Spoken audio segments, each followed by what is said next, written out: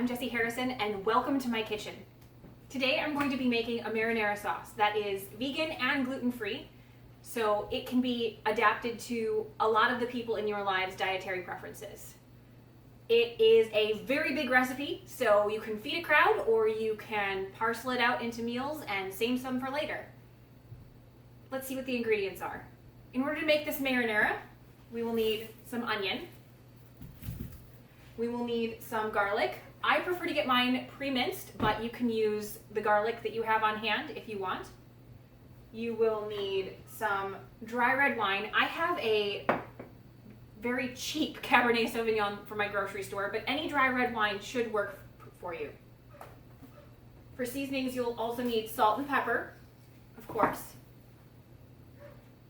You'll need oregano. And we have some fresh basil, which is great, but it'll work with dried basil too. We have some crushed red pepper and some fennel seed, and then 4 cans of tomatoes. These are 28 ounces each. You can also use fresh tomatoes if you have access to those. That's also really delicious. I prefer 3 cans of crushed tomatoes with 1 can of diced tomatoes, but if you like a chunkier sauce, you can add more cans of diced tomatoes and fewer of crushed, or if you like a smoother sauce, you can add all crushed tomatoes. It's really, you can make this to your preference. Now you'll notice I didn't add any sugar, and that's the reason I came up with this marinara sauce. I was so sick of all of the marinara sauces in the jars tasting so sweet. If you prefer your sauce a little sweeter, you can go ahead and add a little sugar. That's fine. The equipment that you'll need is a cutting board and a knife. I prefer a serrated knife, but make sure that whatever knife you use, it is comfortable for you to use and nice and sharp. You'll need a can opener if you're using canned tomatoes, and you will need a nice big sauce pot. I think this one is 6 quarts. It might be a little larger. We got it when we were married. So we have had this for quite some time, but you're going to want something that is going to have enough room for all of your ingredients and then a little bit more because we're going to simmer this sauce for a couple of hours. This sauce does take about at least 2 hours to make, sometimes up to 4, depending on how long you want to simmer it and how rich you want your sauce to taste. So this is best done on a day where you have a lot of time and can check on it fairly frequently. All right, let's get into the cooking. All right, so the first thing we're going to do is we are going to chop up this onion. Now I like to take off the stem bit and then cut in half right at the root. I usually have my compost bucket right by me, but I think we put it somewhere else right now. That'll be fine. Make sure you get all the little onion papers off.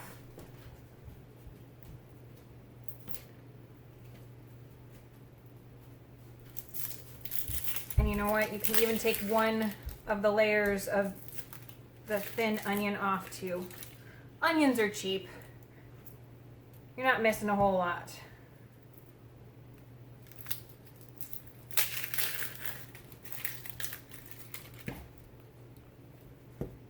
All right, so the next thing that I do is I will cut this here and here. Then I start slicing from pole to pole on the onion.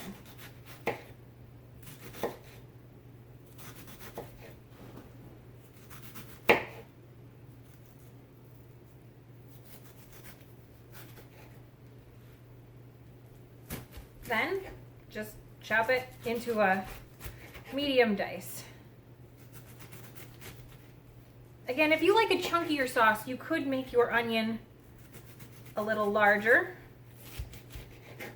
but you don't want it too large because you are going to want it to be able to cook through.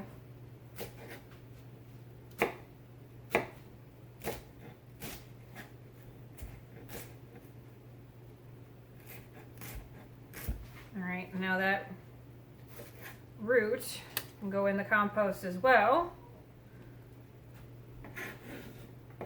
And let's do the other side. Again, I go on the bottom here and I cut right in. Whew.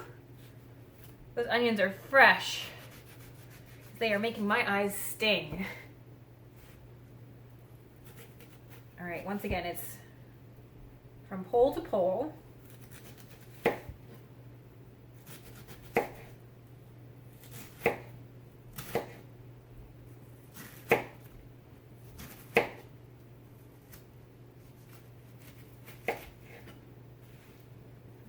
And then we're just gonna make that into a medium dice.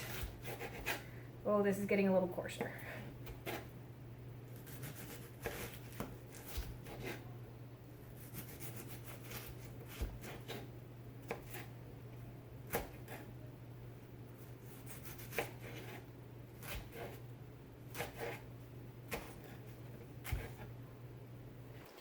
All right, so now we've got all the onions that we just chopped up in this pot.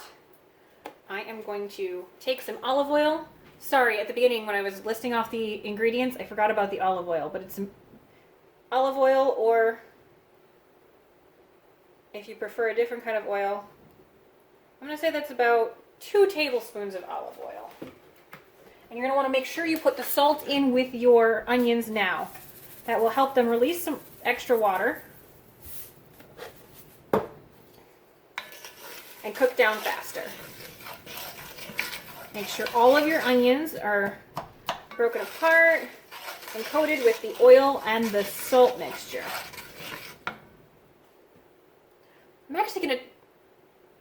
I'm gonna add some light to this situation here.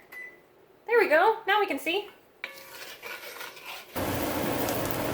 All right, so after about 10 minutes of sweating these onions down, they are translucent and starting to take on a slight gold color. Now I'm going to add some of my garlic. I'm going to use a heaping tablespoon worth of garlic. Now I gotta work fast.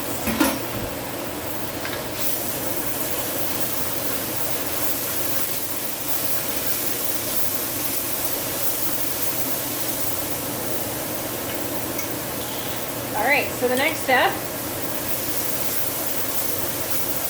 I'm going to cook this for about a minute with the garlic at the most. You don't want the garlic to burn. So keep the garlic moving the whole time. And then you put in your red wine.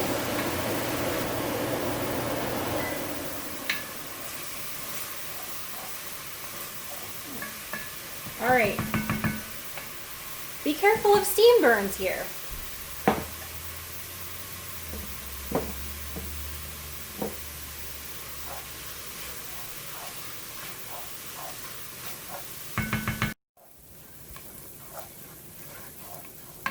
Cooked down the red wine and the onion and the garlic. Now the next step that I am going to do is to add all of the cans of tomatoes. There's going to be some left in your cans, and I have my own trick of doing with that, because remember I said there was going to be some water. Here is my 1 can of diced. One can go over there, and here's my last one. Learn from me. Probably use an apron for doing this. Alright, so to get the last little bit of tomato off the inside of the can, I add that water. That one's rinsed out.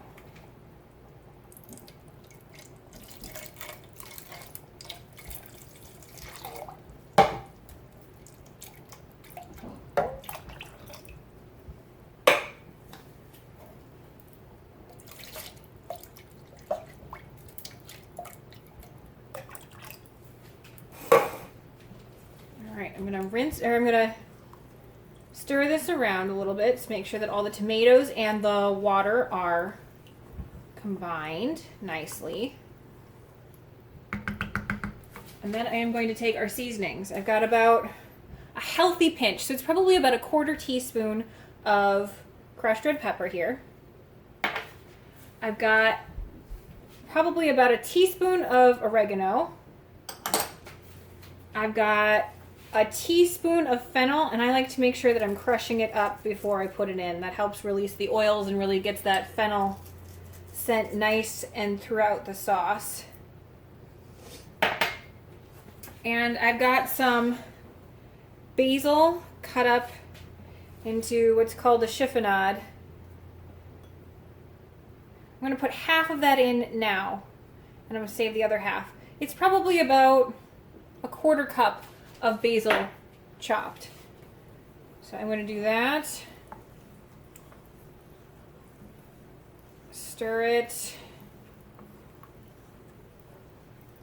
I'm going to add just a little bit more salt.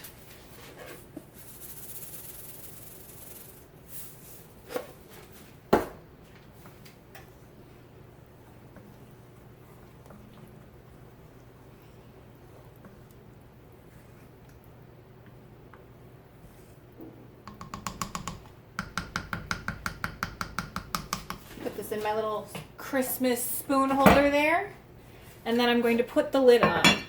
I'm going to turn it down to a nice low temperature for it to simmer at, and it's going to simmer for the next 1.5 to 2 hours.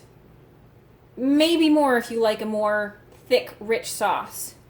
I'm going to keep coming back and checking on it though. Okay, well, it's been quite a while, and I am going to check on our sauce. Whoo, look at that steam go. All right, let me set this lid aside, and I'm going to carefully, very carefully, stir this. I have gotten myself burned more times than I would care to think about. Because tomato sauce, as it bubbles, likes to splash. So please, please use all caution. Probably wear a long sleeve shirt and apron. Again, don't be like me. In the meantime, I had noticed that it didn't smell enough like basil, so I added about another tablespoon of dried basil to the sauce. That basil that I had gotten from the plant really wasn't pungent enough to give me the depth of flavor that I really wanted. I am going to grab my lid with a hot mitt this time because I'm being intelligent and put it back on, and I'm going to crack it just slightly because we're going to try and start getting the water reducing in the sauce now. All right, well, I will see you again in another little while. All right, let's see what we have under here, shall we? Ooh, see how nice and thick that is? The bubbles get much bigger. Now let me smell. Ooh, yeah. For me, a good indication is that it smells more like tomato sauce than it does the canned tomatoes that we started out with. All right. So I put the rest of that basil, remember that we saved half of the fresh basil. I put the rest of that in here earlier, and now, yeah, that smells like it's going to be great. I also added a little bit more salt, about half a teaspoon. I tasted it and it just needed it. So make sure you're adding the salt at the multiple different steps and keep tasting it, keep seeing if it's what you want it to taste like. Really, basics like marinara are customizable and should be. I prefer marinara with no sugar. Some people prefer it with sugar. I prefer it with a little red wine in it. Some people might prefer to leave the wine out. It's all to your taste. I hope that you and your family found this recipe to be a delicious addition to your regular rotation of meals. And I'm going to have to put some pasta on soon so that I can feed my family this delicious marinara. I hope you have a great day, and thanks for watching. Bye.